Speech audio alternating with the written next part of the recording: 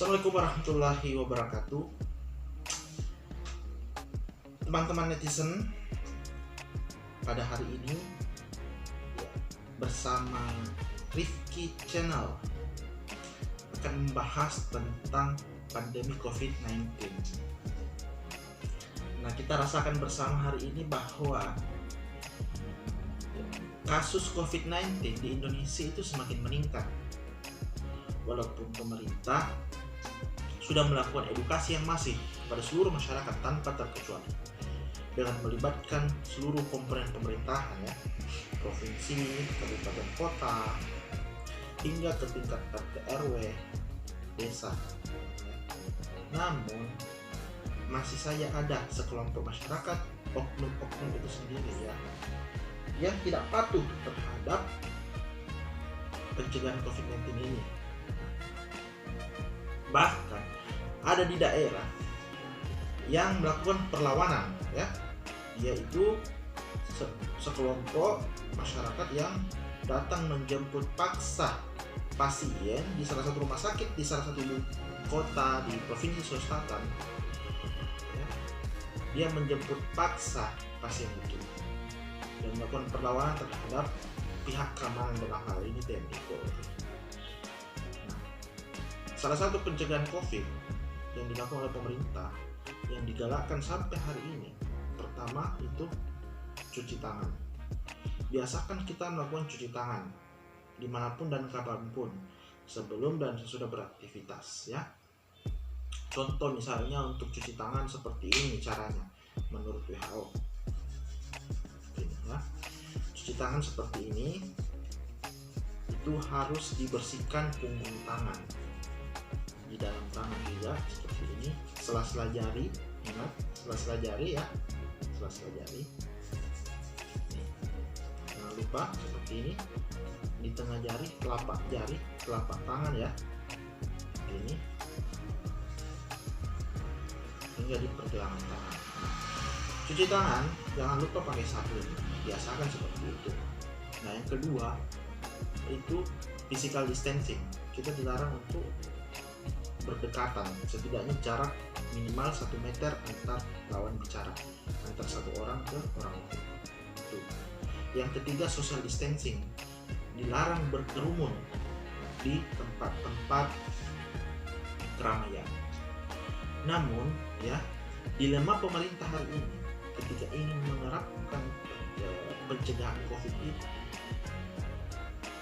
kemudian melakukan pembatasan sosial berskala besar di beberapa daerah, itu menjadi sebuah dilema sebenarnya.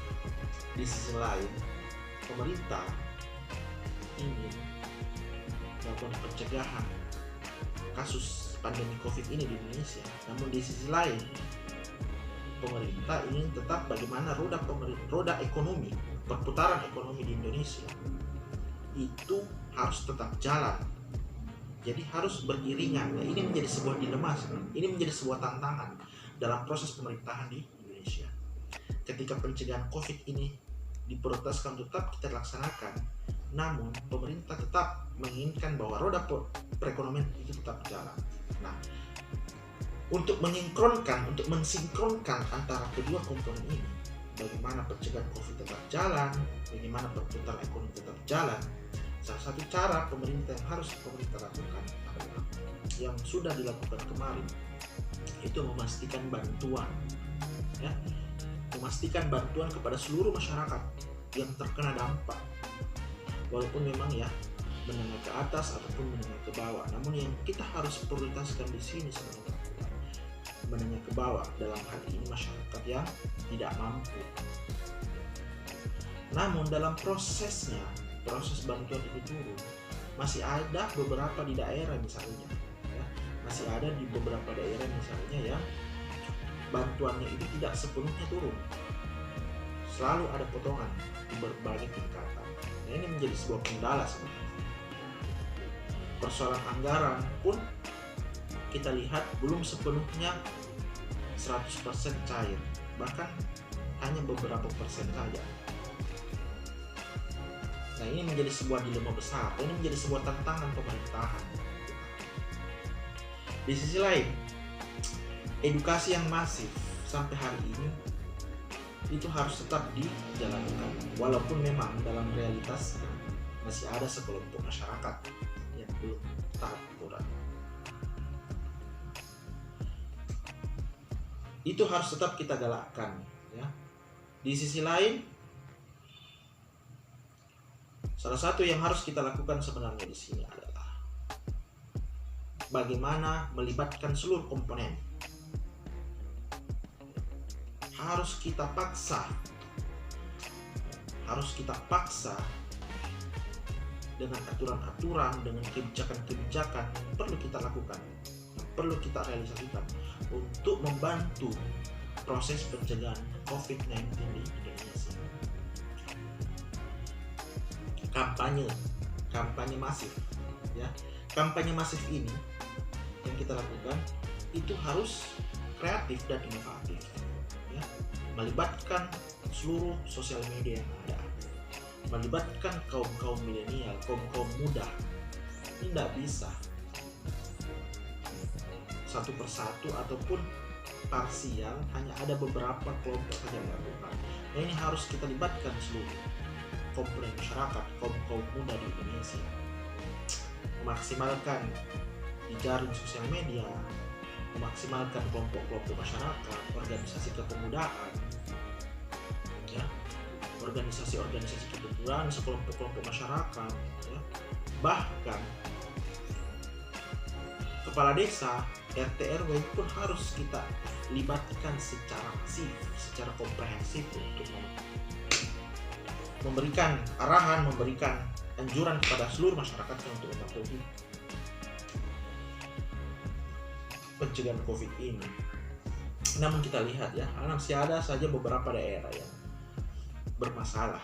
Contoh misalnya terkait bantuan, ya, yang dimanfaatkan oleh oknum-oknum tertentu, ya, di dinas sosial misalnya, kemudian di dinas kesehatan, ya, terkait bantuan alat kesehatan, APD dan sebagainya diperjualbelikan. Nah, kita lihat sekarang kondisi hari ini, beberapa oknum, ya, saya tidak ingin menyebutkan namanya, itu menahan alat pelindung diri, ya, seperti masker misalnya, ya. Keterbatasan untuk kita dapatkan itu masker. Di sisi lain, permintaan meningkat tajam, namun produksi barang yang kita inginkan itu terbatas, sehingga harganya naik melambung tinggi. Salah satu yang dilakukan oleh pemerintah yang melibatkan seluruh UMKM, ya, untuk pembuatan masker itu sendiri, sehingga masyarakat yang butuh masker itu tidak sulit untuk mendapatkan ketika memaksimalkan potensi UMKM untuk pembuatan masker. Dan sampai hari ini alhamdulillah kita lihat tetap jalan di beberapa ruas jalan, di beberapa daerah, ya, beberapa di Makassar misalnya, di Sulawesi Selatan banyak penjual masker yang ada di emperan-emperan di ruas-ruas jalan di Kota Makassar dengan harga yang bervariatif dari 5.000 hingga 10.000. Nah, ini salah satu hal yang bisa membangkitkan perekonomian, ya, UMKM di tengah pandemi COVID ini. Nah, teman-teman sekalian, kita lihat, ya, ada pilkada pemilihan kepala daerah, ya, tahun 2020 ini tanggal 9 Desember, ya, pemilihan tanggal 4 tanggal 9 Desember, ya. Nah, kita lihat pemerintah, ya, dalam hal ini sebagai Kemendagri, KPU, Bawaslu dan komisi yang bersangkutan di DPR ini sudah memutuskan, ya, bahwa pemilihan kepala daerah tetap akan dilaksanakan pada tanggal 9 Desember 2020 ini di tengah pandemi COVID-19 ini. Salah satu syarat yang harus dilakukan adalah mematuhi protokol kesehatan. Nah, ini apapun itu, ini sudah diputuskan. Nah, oleh karena itu, ayo kita bersama-sama untuk bagaimana bisa memasifkan atau bisa menjaga atau bisa menjalankan ini protokol kesehatan, ya. dalam kondisi apapun itu kita harus tetap memakai protokol kesehatan. Ingat, pakai masker. Kalau kita mendesak untuk keluar, ada hal yang penting, jangan lupa memakai masker. Seperti ini. Berkendara, ingat jaga jarak. Jikapun tidak terlalu penting untuk hadir atau untuk keluar, tetap di rumah saja. Melakukan hal-hal yang produktif, ya, dengan bersosial media, dengan memaksimalkan sosial media misalnya dengan kegiatan-kegiatan produktif, kampanye-kampanye, sosialisasi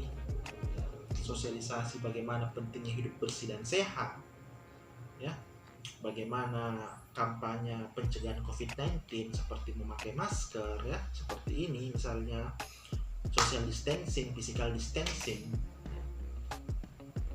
Ini yang harus kita galakkan bersama. Nah, di sektor pendidikan misalnya, ya, di sektor pendidikan, Menteri Pendidikan dengan dulu dia itu menawarkan pendidikan virtual, konsep pendidikan virtual.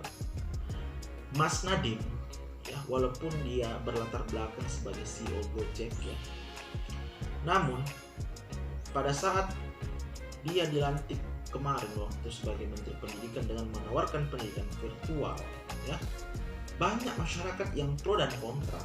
Ada yang menerima, ada pun yang menolaknya dan menentangnya dengan mencibirnya, dengan memakai meme dan seterusnya di sosial media. Hari ini di pandemi COVID-19 yang kita rasakan di Indonesia, konsepnya Mas Nadiem itu akhirnya bisa dipakai, akhirnya bisa direalisasikan, akhirnya bisa dilakukan di kondisi ini.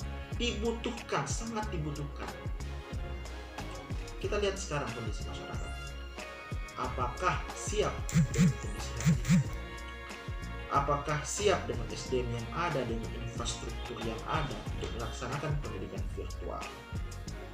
Itu kita tidak bisa nafikan, itu kita tidak bisa mengelak, ya, itu kita tidak bisa menghindar bahwa konsep pendidikan virtual yang digagas oleh Mas Nadiem kemarin dengan kecaman pro dan kontra, ya, itu hari ini kita lakukan, hari ini kita rasakan, hari ini kita lakukan.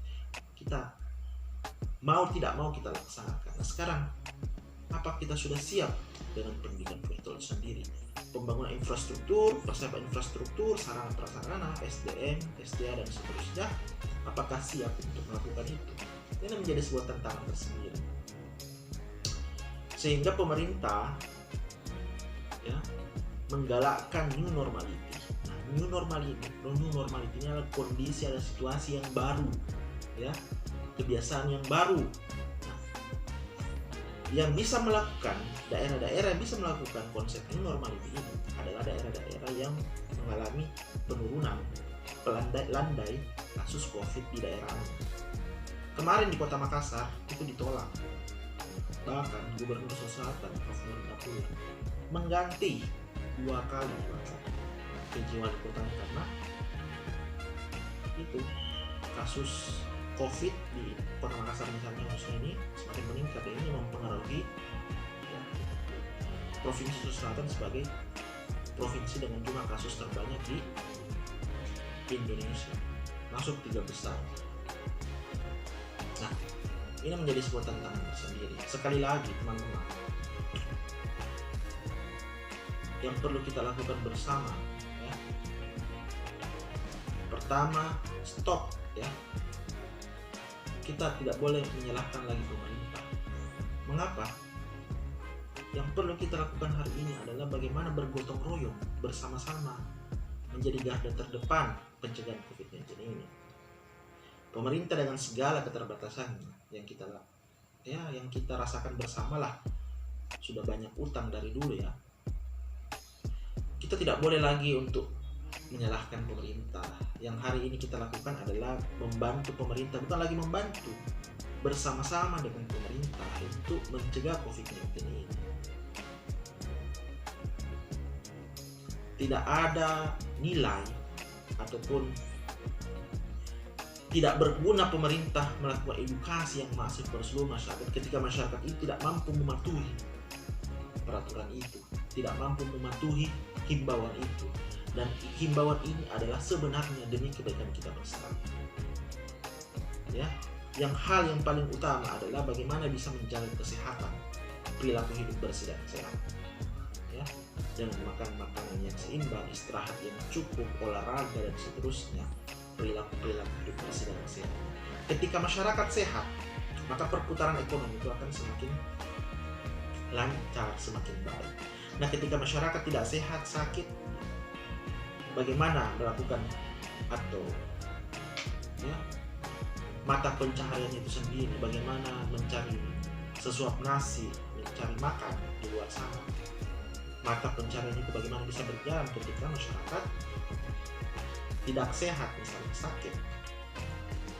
Hal yang paling miris yang saya sangat sesalkan sebenarnya ketika tenaga medis, dalam hal ini tenaga kesehatan, dokter, perawat, dan seluruh tenaga kesehatan lainnya, itu ada fitnah yang keji saya rasa dari sekelompok influencer, sekelompok netizen masyarakat yang tidak mau bertanggung jawab, ya, memfitnah tenaga medis bahwa COVID-19 ini salah satu bisnis dengan meraup keuntungan dan sebagainya.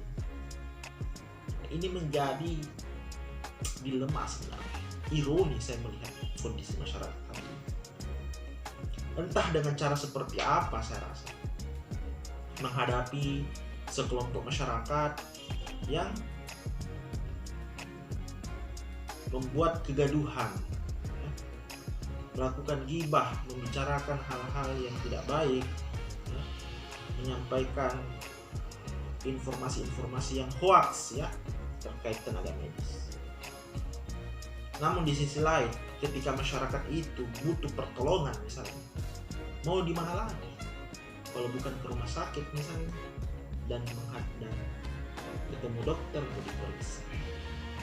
Ini menjadi sebuah ironi saya rasa. Ini menjadi problem, masalah juga sih sebenarnya. Namun terlepas daripada itu semua, ini menjadi tugas kita bersama. Salah satu cara untuk menghadapi sekelompok masyarakat seperti itu ya dengan sabar aja. Kita sabar menghadapi ini. Pelan-pelan, insya Allah suatu saat nanti ketika misalnya mereka sakit atau menghadapi di kondisi-kondisi tertentu misalnya, mereka akan sadar sendiri. Sambil kita mengedukasi dan jangan lupa untuk berdoa, meminta pertolongan kepada Allah Subhanahu wa Ta'ala. Nah, hari ini sebenarnya beberapa pusat-pusat keramaian itu dibuka, ya. Perputaran ekonomi tetap kita jalankan dengan protokol kesehatan. Mal-mal dibuka, tapi hari ini bioskop akan ada waktu untuk dibuka dengan tetap memastikan bahwa proses protokol kesehatan itu ketat, tetap dijalankan. Nah, sekali lagi bahwa tidak ada yang bisa kita lakukan, ya. Yang harus kita lakukan hari ini adalah bersama-sama pemerintah untuk bersama-sama mencegah COVID-19 ini dengan memakai masker jika bepergian, ya, mencuci tangan, social distancing, physical distancing. Ingat, jaga jarak minimal 1 meter. Ya, bagi teman-teman, sekali lagi kepada seluruh teman-teman, ya, yang menyaksikan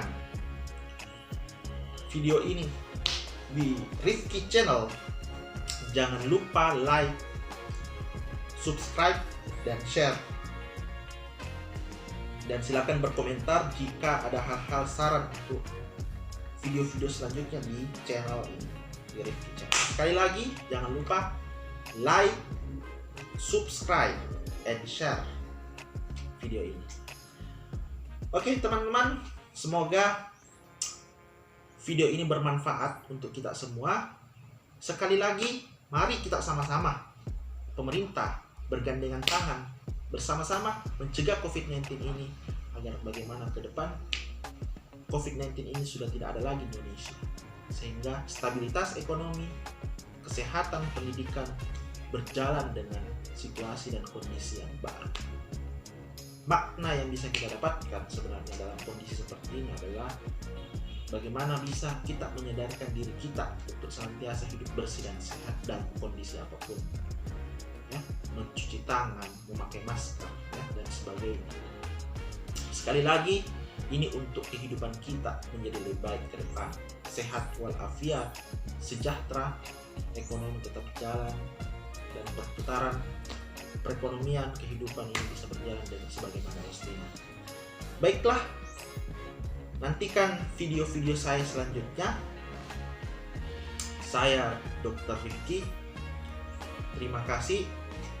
Billahi fisabilillah fastabiqul khairat. Assalamualaikum warahmatullahi wabarakatuh.